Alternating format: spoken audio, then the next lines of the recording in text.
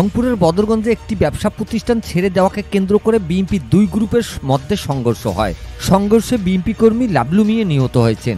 এই সংঘর্ষের ঘটনায় সাংবাদিক সহ আহত হয়েছেন অন্তত 20 জন।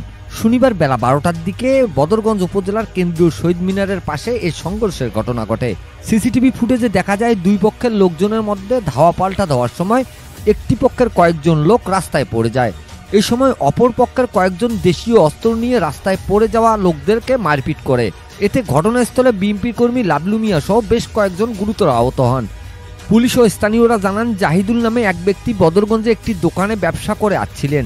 দোকান মালিক ইতিয়াক লাবু তাকে দোকান ছেড়ে দিতে বলেন। জাহিদুল ইসলাম জামানতের 35 লাখ টাকা ফেরতের শর্তে রাজি হন, কিন্তু মালিক পক্ষ জামানতের টাকা না দিয়ে দোকান জোর করে দখল নেওয়ার চেষ্টা করেন।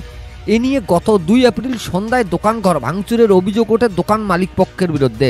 প্রতিবাদ করে জাহিদুলকে মারধর করে আহত করে মালিক পক্ষ। এরই প্রতিবাদে শনিবার সকালে বদরগঞ্জে কেন্দ্রীয় শহীদ মিনারের সামনে মানববন্ধন করে উপজেলা বিএনপির সাবেক যুগ্ম সাধারণ সম্পাদক শহীদুল হক মানিকের সমর্থকরা। এ সময় প্রতিপক্ষ বিএনপির আরেকটি গ্রুপ অতর্কিত হামলা চালায়। এতে মানববন্ধনের ব্যানার ছিঁড়ে ফেলা হয়, মাইক ভাঙচুর হয় এবং সংঘর্ষের রূপ নেয়।